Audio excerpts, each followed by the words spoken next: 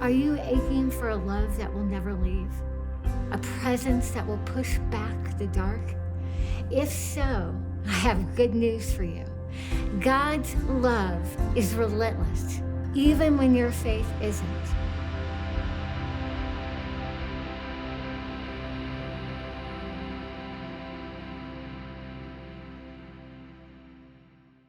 Welcome to the Relentless podcast, a 15-episode podcast designed to give you a behind-the-scenes look at the stories and biblical history that make up the pages of my newest book, Relentless, the unshakable presence of a God who never leaves. My goal here is twofold. First of all, I want to help you to know that you are not alone. But two, I want you to find solid evidence of God's presence in your story. Because whether you can feel him or not, he is with you always, and he will never leave.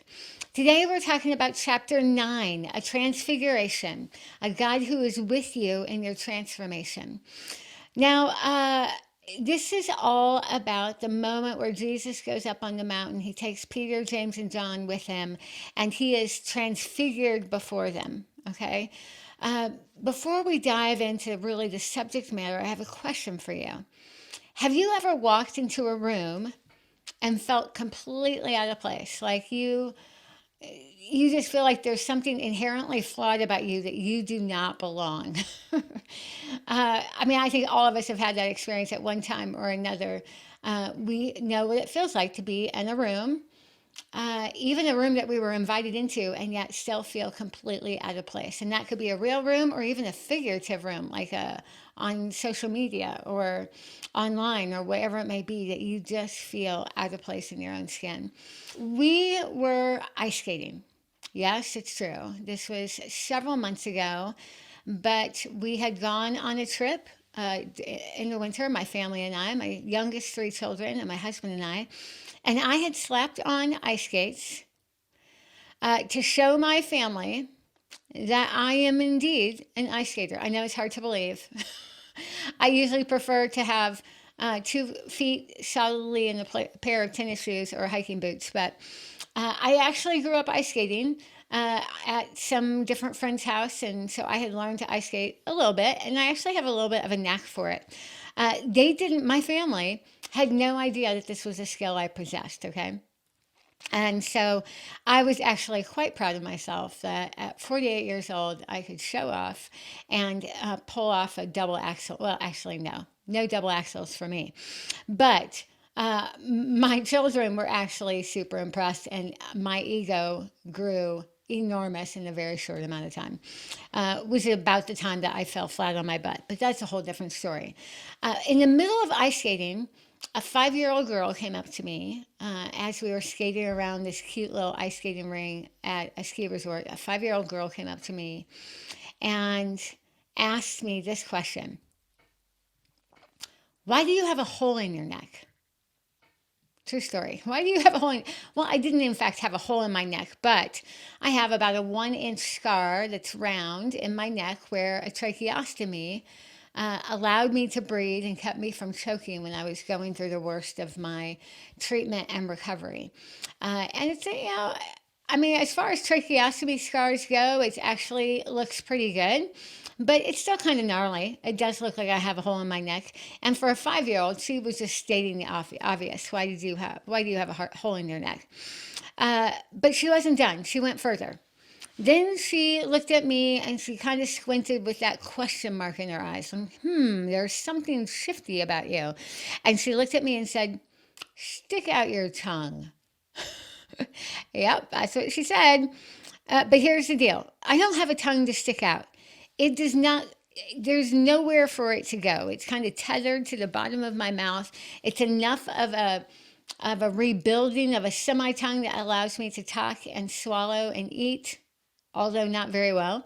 But there's nothing to stick out, okay? But she had seen the hint of something different inside my mouth. It's a different color than a normal tongue because it was pulled from tissue on my left arm. So it looks different, right? And she could see that this is not a normal tongue. And so she was trying to get me to stick my tongue out. Now, I've grown a little bit accustomed to getting asked questions from children about why I talk the way I do, why I look the way I do, and all of that. But I wasn't expecting it that day. And even at 5 years old, she could spot something different about me. Uh, and it was all very innocent. She's a sweet little girl, but she could spot that there was something that made me different from all the other grown ups she knew. And so she pointed it out, the hole in my neck and the tongue that looked weird. And let me tell you, uh, it's not, even though I've grown accustomed to it, and I certainly don't blame a 5 year old for her innocent question, it's not always easy for me when people point out my differences, how I'm different. I'm very well aware of how I have some very obvious differences. Just living with the differences, even if nobody mentions it, is hard enough. But when other people notice it and comment on it, however innocently, it just stings a little. It's not their fault, and I don't mind answering questions about it ever. In fact, I appreciate when people ask me very honest questions about it.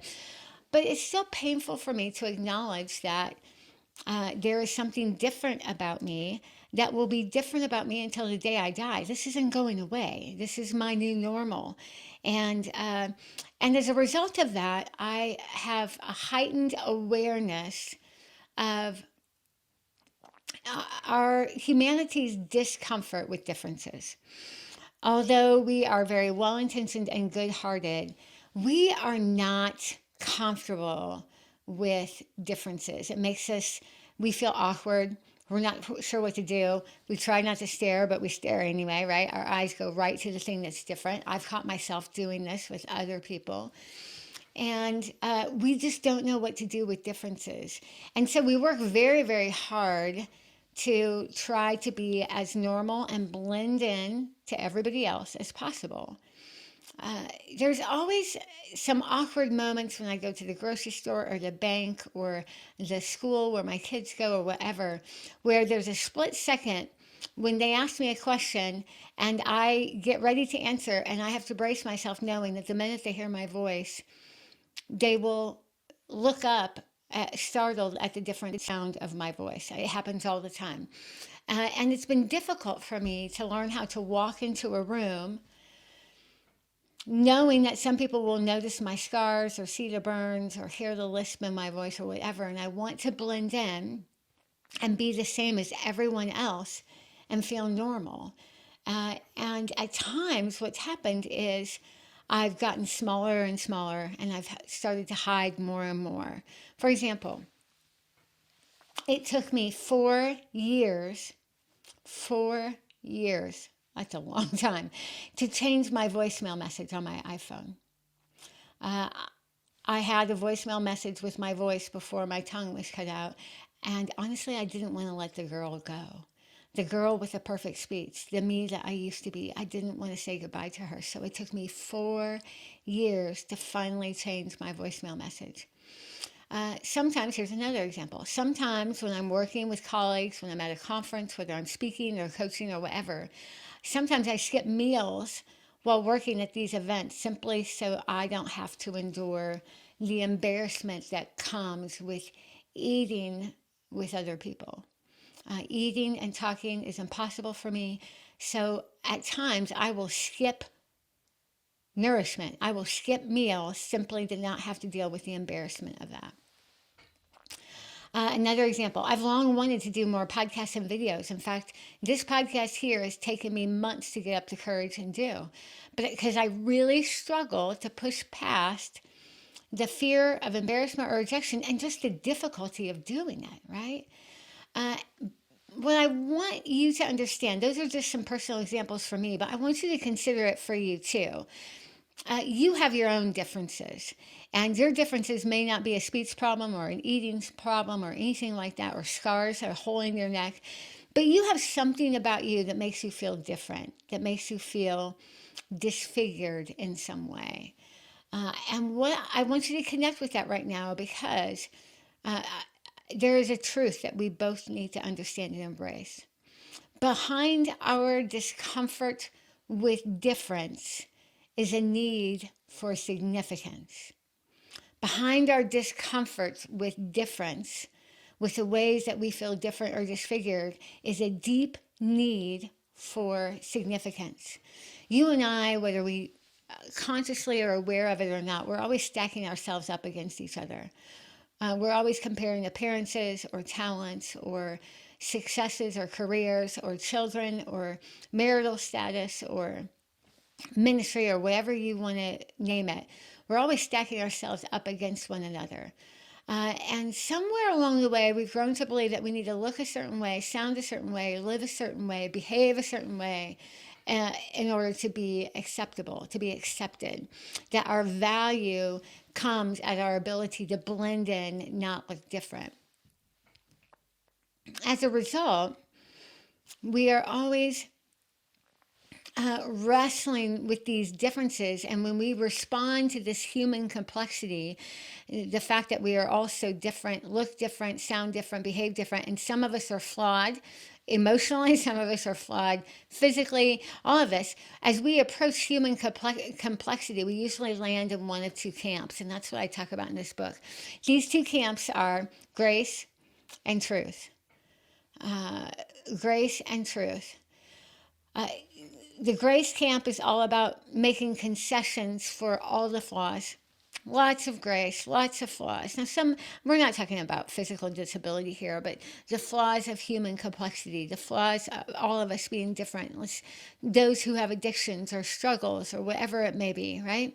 There's the grace camp, which just says, everybody's accepted, everybody's loved, it's no big deal, lots of grace. And it almost becomes a license for doing whatever we want, whatever we feel like, whenever we want, with no thought of consequences or repercussions. Then we have the truth camp. The truth camp is all about speaking the truth. And we don't care who we step on in order to get to the truth. And that's full of legalism and judgment. There's lots and lots of hardcore right, wrong, black, white, truth camp, right? Grace is all about the gray, truth is all about the black and white. And we have two options. And yet, faith, the spiritual life of becoming more like Christ, is about marrying the two together, bringing the two together, grace and truth. It's not an either or, it's both and. And truly, only Jesus held the two in perfect tension. The rest of us are always going to get this formula wrong. We're going to land too hard on the side of grace or land too hard on the side of truth. And we actually need both. We need both grace and truth in order to really reflect Jesus. In this particular chapter, as I mentioned, I talked about Jesus at the top of the mountain with the disciples when he was transfigured before them. I also talked about my love of football, NFL football. Hello, favorite ever. In fact, right now, as I'm recording this podcast, a football game is on, and I'm missing it because you are that valuable to me. But I just need you to know I'm feeling a little bit of pain that I'm missing the football game. But I love NFL. And really, the reason for that is I grew up watching NFL football games on Sunday with my dad. We'd always have the football game on in the afternoon during the NFL season, after church in the morning, before we'd go back to church at night. Those Sundays were basically you can either call it an NFL sandwich or a church sandwich, depending, but I had church on either side and a good slab of NFL in between, and it was about the best sandwich ever. I loved it. And so I am a huge NFL fan. In fact, as I record this, I have my game day t-shirt on. Yep, game day t-shirt on out of honor to my love of NFL. But in the NFL, in football, it's all about the rules, right? We have the rules. It's the black and white. There's boundaries. There's lines. There's all kinds of limits to how the game is played. And if we want to play the game, we have to do all the rules. And yet that doesn't serve us very well in the faith life because we all need grace as well. In that moment of Jesus at the top of the mountain with Peter, James, and John, we see the coming together of grace and truth in perfect harmony. Jesus was God in the flesh. He was in human flesh. That means he had He got sick. He had to sleep. He didn't feel well some days. He had body odor. I mean, just imagine it, right? He was human. Uh, at the same time, in a brief moment on the top of that mountain, Jesus was transfigured before his disciples. It wasn't that he changed people completely. Basically, the veil of human flesh was lifted for a moment to reveal to the disciples who he'd been all along, God. It says that they fell to the ground because it was so terrifying that his clothes, he turned white as lightning. His clothes whiter than anyone could bleach them. He literally revealed a hint of his divinity, right, in front of the disciples. And even a hint of it was enough to drop them face flat on the ground. What's interesting is while Jesus is transfigured before his disciples, Elijah and Moses show up as well. Now, the disciples would have recognized Moses represented the law, the Old Testament law, the rules of faith, and Elijah represented the prophets, the ones who enforced the law, the one that reminded God's people that they needed to follow him and follow in obedience to his law. So Moses and the prophets were they were like the lines on the football field, the rule book. They were the ones that were all about truth, okay?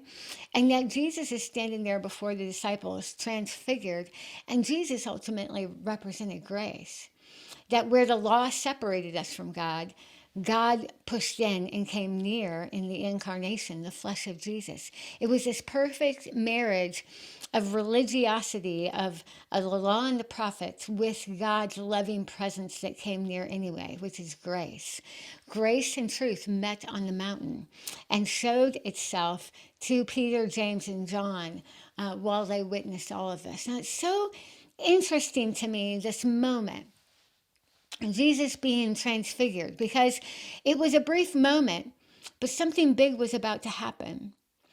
After Jesus was transfigured, he comes back down the mountain. Peter, James, and John come with him. They go back down the mountain because there was work to do with God's people.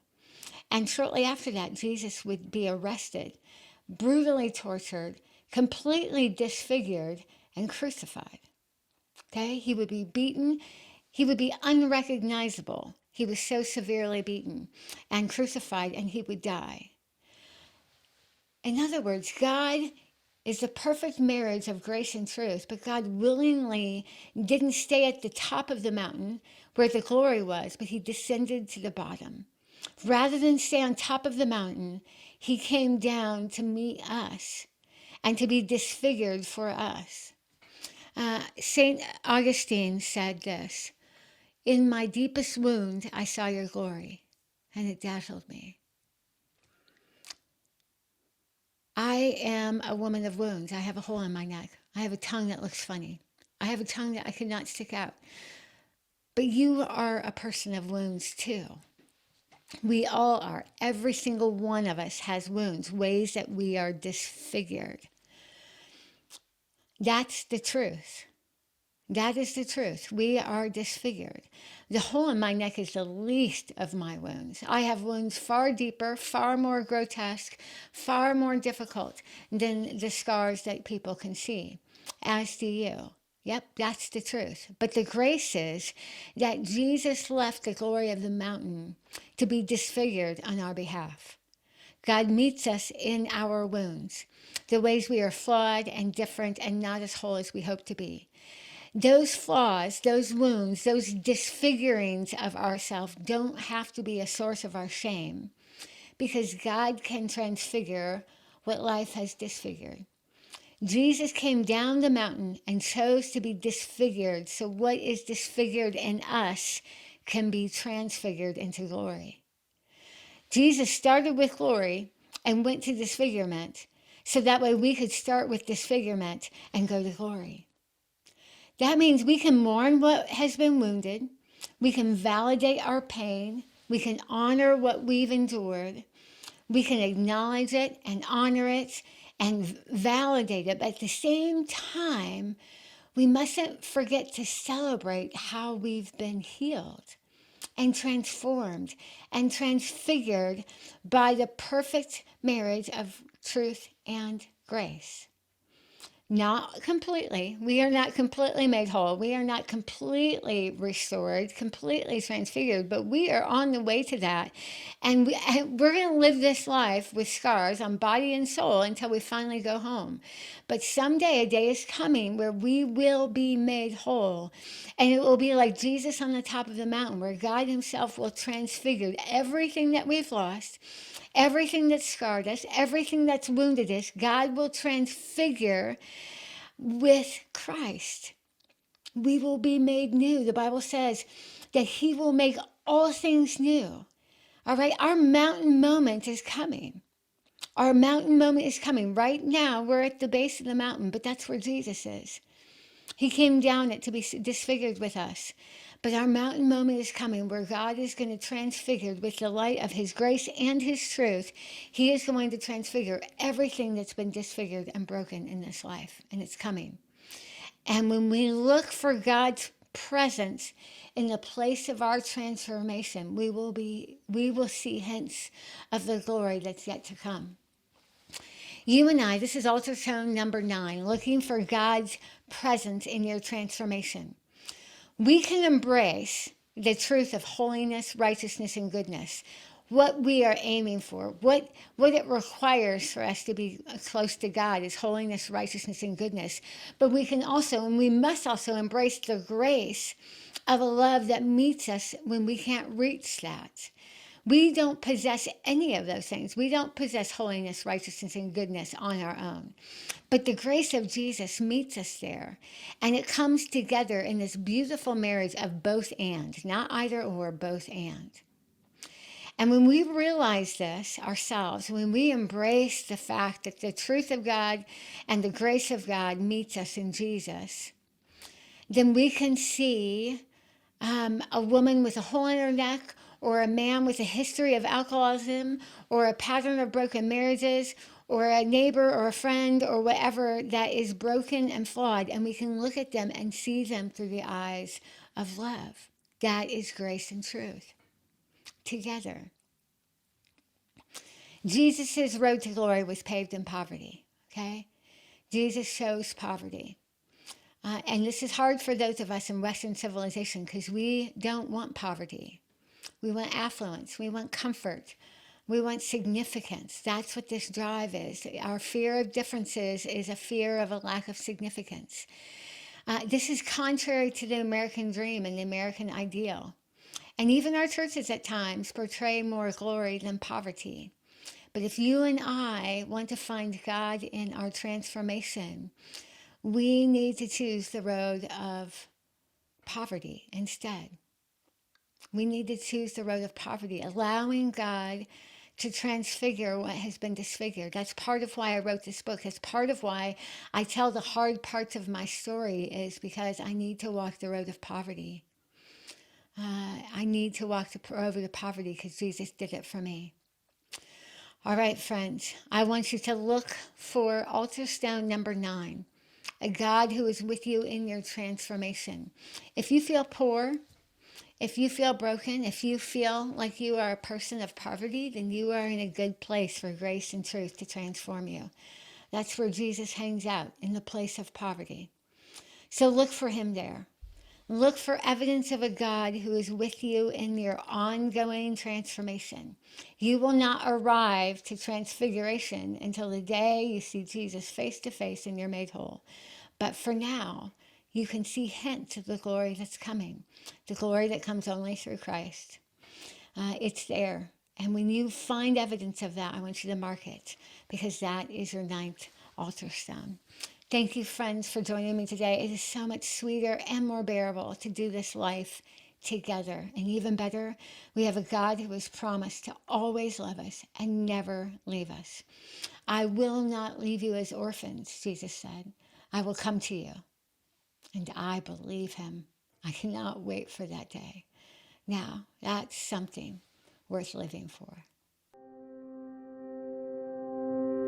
Are you aching for a love that will never leave? A presence that will push back the dark? If so, I have good news for you.